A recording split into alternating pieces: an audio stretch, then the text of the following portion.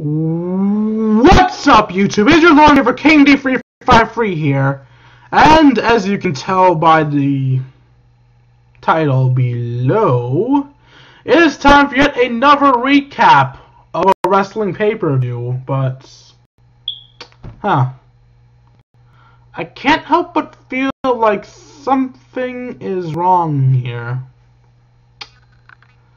I can't tell what though. Something's different.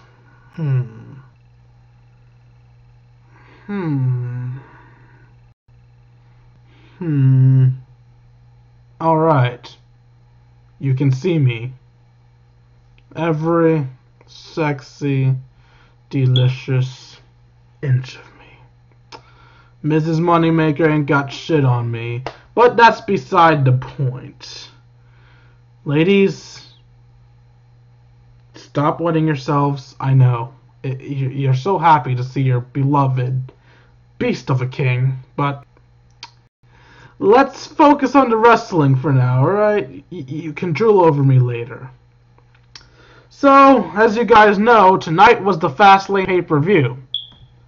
And this video, I'm probably going to rush through it because this is my second time recording it. The first time, my webcam felt like echoing like a bitch. Yeah. Fuck you, buddy. The first match of the night was between a six-man tag match between Dolf Ziggler, Erick Rowan, and the Ryback versus Seth Rollins, Kane, and the Big Show. This match was your standard tag match with back and forths of the good guys winning, then a good guy gets taken down and held, and blah blah. So yeah, Dolph kicks Seth Rollins' ass, tags out to Erick Rowan. Erick Rowan kicks Seth Rollins' ass. Seth Rollins tags in Kane. Erick Rowan kicks Kane's ass. Kane tags in the Big Show. Erick Rowan kicks Big Show's ass. Erick Rowan brings Big Show outside the ring and slams him into the ring post.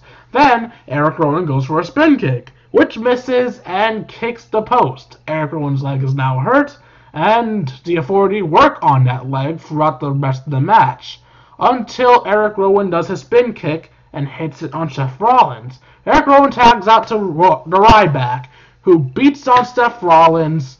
Then Seth goes for... what did he go for? He went for an overcastle, which he hit earlier on Erick. But with the Ryback, it didn't end so well for him, as he got hit with the shell shock after being caught by the Ryback. The Ryback was going to go for a pin, but Big Show said fuck you and splashed him in the middle of the ring. Needless to say, you don't get back up after having a 500-player man fall on you, and this thing is not centered. I'm not professional. Anyway, the Ryback tags in Dolph Ziggler, who's acting as if he got the biggest beating of his life, when in reality the only time he was hit was a dropkick from Seth Rollins. But that aside, Dolph finds the power to stay in it, even though he took such a beating. That one dropkick, oh god, that hurt him so badly. So, Dolph comes in, Kane comes in. Dolph does his good guy, beat up all the bad guys bullshit. And he has Kane in the corner for the 10 punch. Kane hoists Dolph Ziggler up a bit, so that Dolph is now hanging over the ropes. And Big Show channels his inner Roman Reigns, and jumps and knockout punches Dolph Ziggler, allowing Kane to chokeslam Dolph Ziggler. In reality, just tossed him to the ground, but I'm going to pretend it was a chokeslam. 1, 2, 3. For the first time in, 5 fucking years or so, Kane actually wins a match by pinfall. Nice job, Kane. I'm glad to finally see you winning matches, buddy. Too bad WWE shits all over that by having you get RKO'd by Randy Orton later on. Alright, Randy Orton returned and RKO'd J&J Security and RKO'd Kane. And tried to DDT Seth Rollins, but Big Show pulled him out of the ring. Seth Rollins ran for the crowd like a bitch. But the main point is that he RKO'd Kane. Fuck you, WWE. Why do you Kane? What has he done to you? He deserves better, damn it! Stop it, WWE!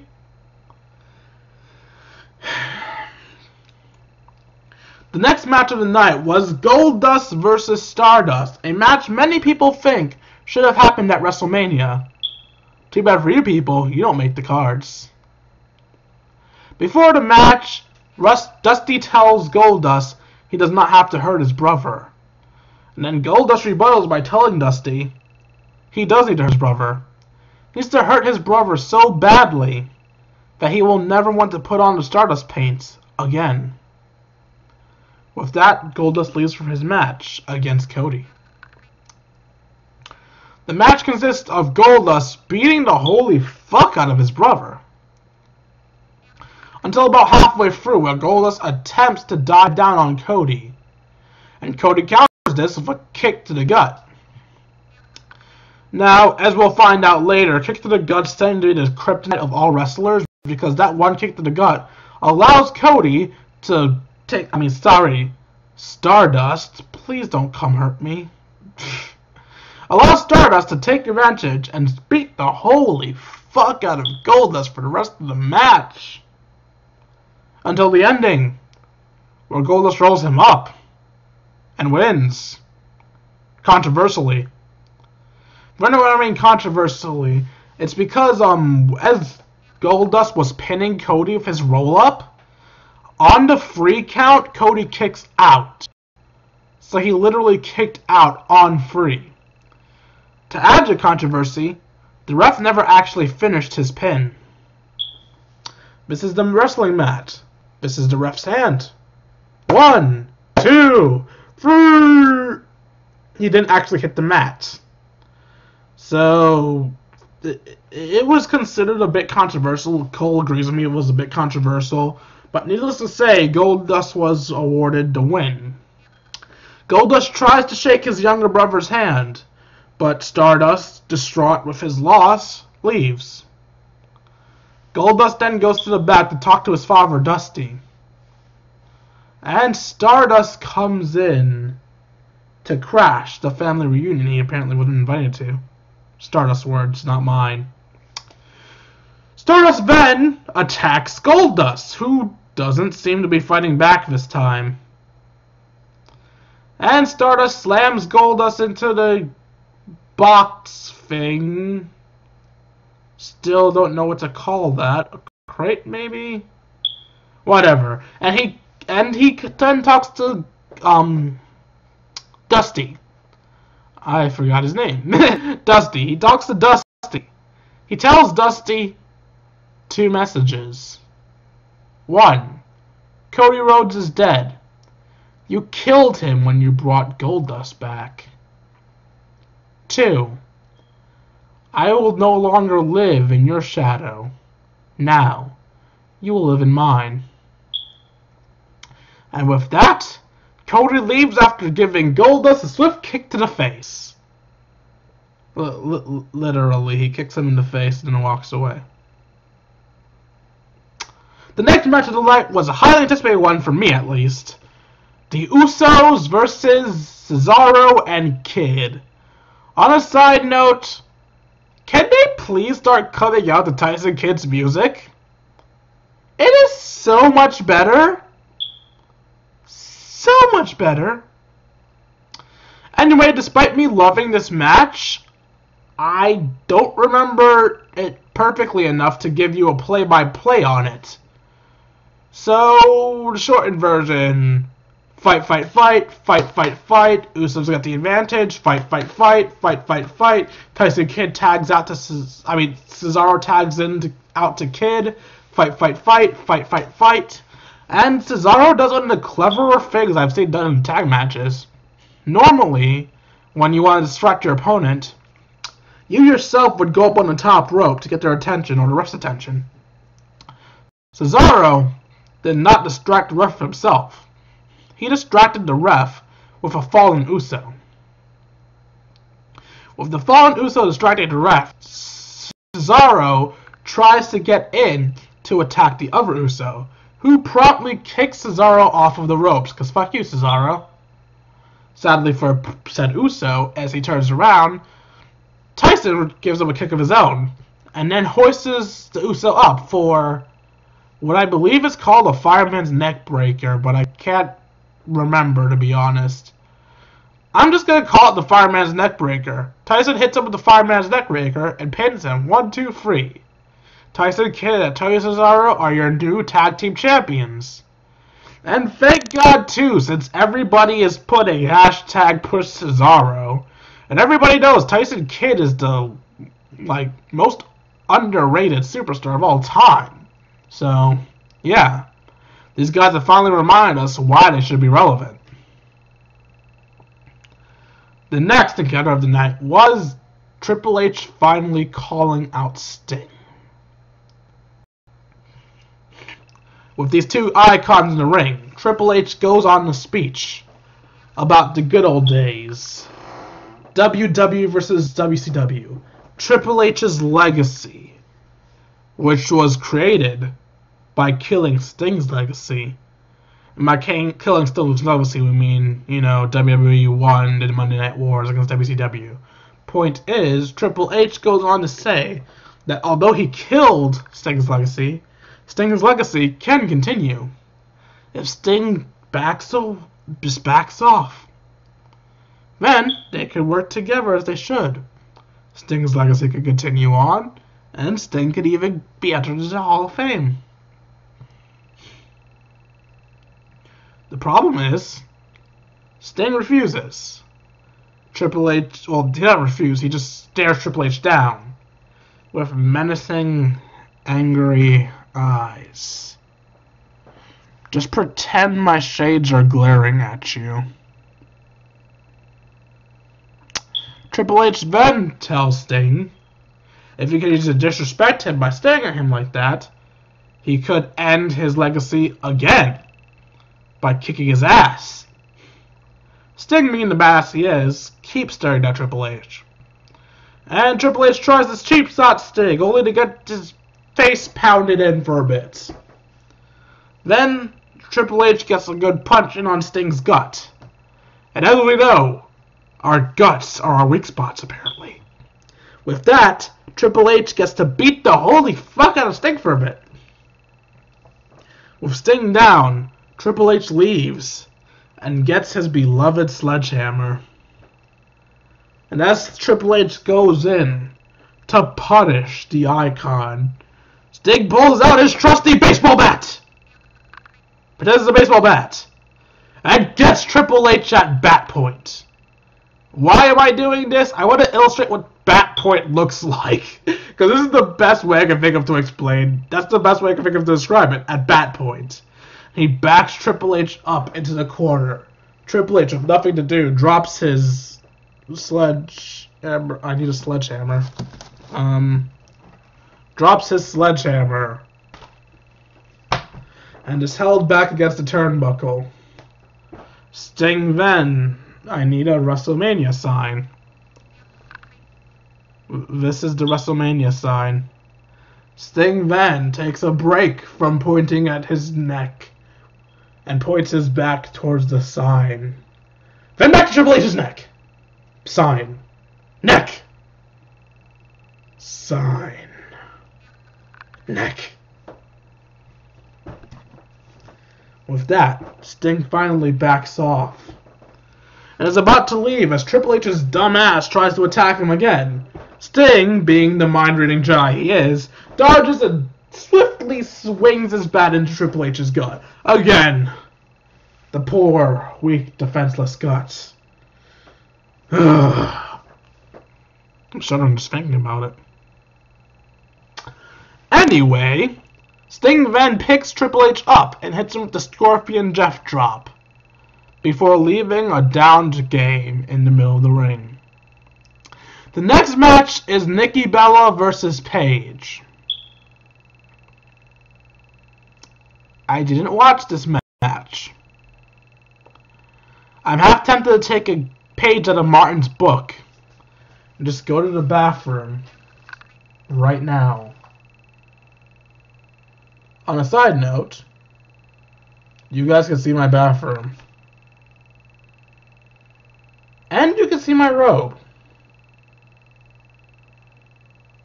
Okay then. Moving on. Nikki wins by roll-up pin. Next, The Undertaker's music hits. That mysterious dun sound rings. Everything goes dark. The Druids come out, torches in hand. Torches in hand. They surround the ramp as a casket is rolled in. We all wait anxiously. Silence and wonder as the casket opens, and out from the casket rises Pikachu. I mean Bray Wyatt. You're not Bray Wyatt.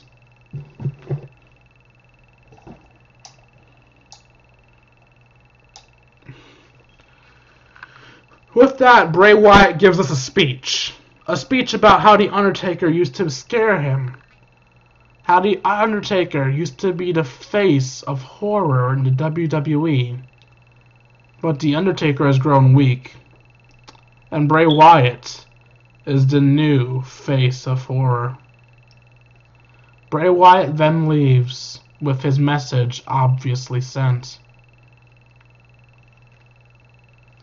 Next match is the Intercontinental Championship match between Dean Ambrose and Bad News Barret. I missed about half this match. Based off what I saw, though, Dean was dominating. Bad News is a bit of a pussy. The match ends with Dean going for dirty deeds, only for Bad News Barret to fight out of it and run his little bitch ass out of the ring.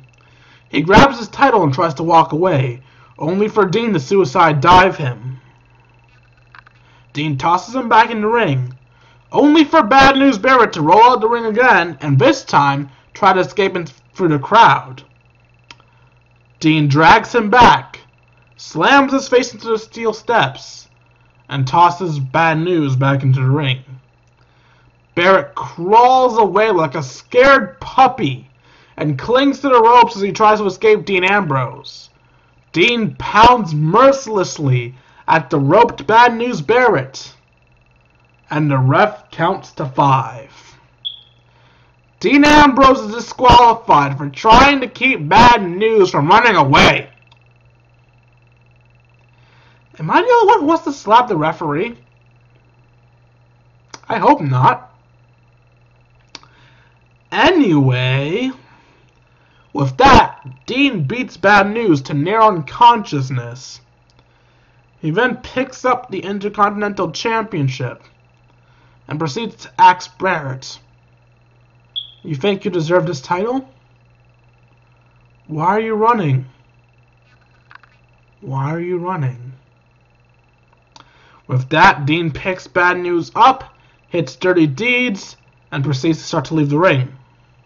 At this point, I am convinced that Dean Ambrose can read my mind.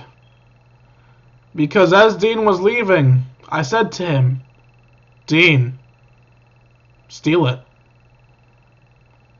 You clearly think he doesn't deserve it. Go back. Steal the championship. And what does Dean do?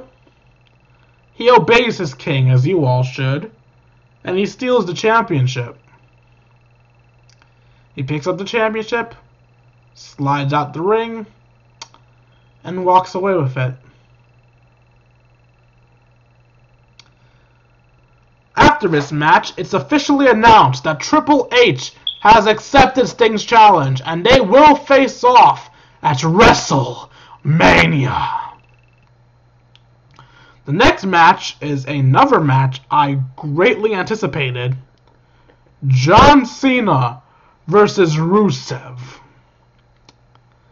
And I must say, I really loved this match. Although, like the Usos versus Kidd and Cesaro, I can't give an amazing play-by-play. So, Rusev gets out of the AA about 3 times. Cena gets out of Rusev's accolade twice. Rusev gets out of the STFU. And yeah, lots of back and forth. Cena hits an AA, which Rusev kicks out of because Rusev is a fucking boss. But, sadly, as all the Cena haters know, Super Cena is a beast, therefore he will always bury new talent, right? Hey, Cena haters, I have a gift for you. Let me see if I can find it. Ah, here it is. It's called the Fuck You. Rusev won by submission. Cena technically didn't tap. He fainted a la Jack Swagger. But that doesn't matter. What matters is, in the record books, it is put down as a submission loss for John Cena. Not only did Rusev beat John Cena, but he beat him by submission. Rusev Botchka. Rusev is still your United States Champion. With that, it's time for the main event. Daniel Bryanson versus the hated, despised, spawn of Satan Roman Reigns. I don't actually think that about him, by the way. I'm saying what everybody else thinks of Roman. On a side note, I did some soul searching. Originally, I was one of the people on that We Hate Roman bandwagon that wanted to stop the WWE Network after Roman won the Royal Rumble. But then I thought about it for a second, and I said to myself, when the hell did it become WWE's job to let people win big matches like the Royal Rumble just because the fans like them? I mean, we didn't like Alberto Del Rio, but we didn't start bitching when he won the Royal Rumble.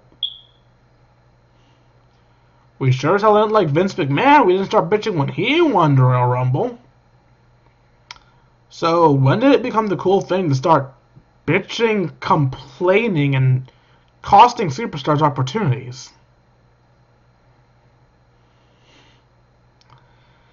I feel really guilty for being one of those idiots on that bandwagon. I spat in the face of what the Royal Rumble represented. But that's neither here nor there. This isn't about the Royal Rumble. This is about Bryan versus Reigns. Sorry, I had something in my eye. Anyway, oh fucking hell.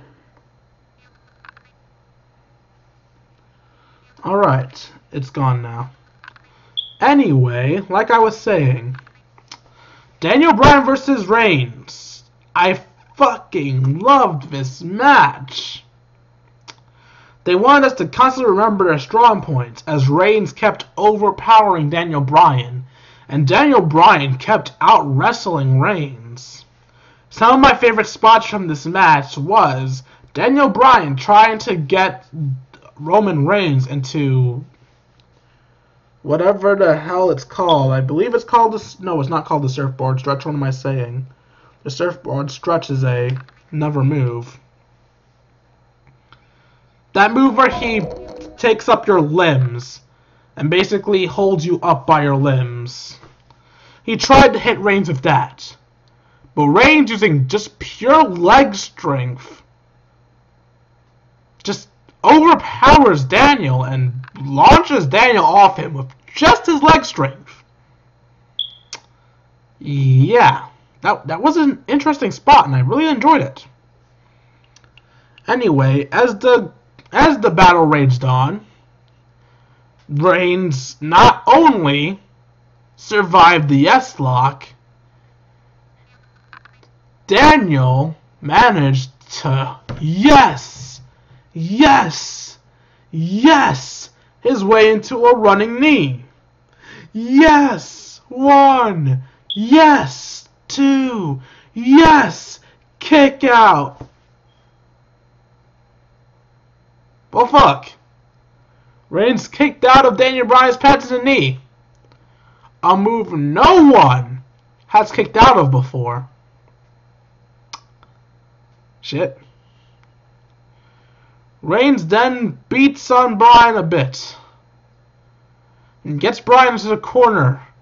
And runs at Bryan full force to get a swift kick to the gut. Oh god. Not the kryptonite all over again. Okay, it wasn't really the gut, it was his kidney. And apparently, our kidneys are a horrible weak point for us, because this cripples him to the point of Daniel Bryan completely controlling the rest of the match. Daniel then becomes an idiot and starts becoming repetitive as fuck as he suicide dives Reigns 3 times. The third time getting caught belly to bellied and reminded why you don't spam. Just because Brock Lesnar got away with spamming doesn't mean you should spam, buddy. Stop it. Don't spam. Stop spamming. Stop it right now. Reigns then goes for a spear, only for Daniel Bryan to sidestep him and make Reigns spear the steps. Poor steps. They didn't deserve that spear. Reigns and Daniel just barely get back into the ring. And more ass-kicking ensues, leading to yet another spot I love but at the same time hate. Daniel runs at Reigns and tries to do something. I think it was a drop kick. Reigns catches Daniel and power bombs him into the mat and falls back. This hand is Reigns. This hand is Daniel. Power bomb. Daniel's legs are now on top of Reigns' legs. This is why I hate this part. If you're a long fan of WWE, you will note that lots of people have won matches by simply putting an arm or a leg over their opponent while their back was down. Even during the figure 4 leg lock, there have been times where if one person put their shoulders to the mat, because the other person's leg was on top of their leg, it was a pinfall. Despite Daniel's legs clearly being on top of Reigns' legs, it was not a pinfall. It was instead a 10 count for him to get up. Reigns should have been pinned at this point.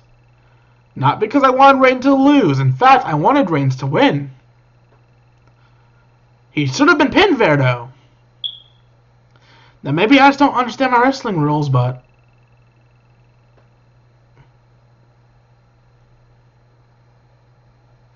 anyway, Daniel continues to kick Reigns' poor injured ass, and he gets ready to end it. Yes. Yes. Yes. Yes. Yeah, I'll get it. That's speared. 1, 2, 3. Reigns wins. I can hear the collective groans of my kingdom now as they realize Reigns is going on to WrestleMania.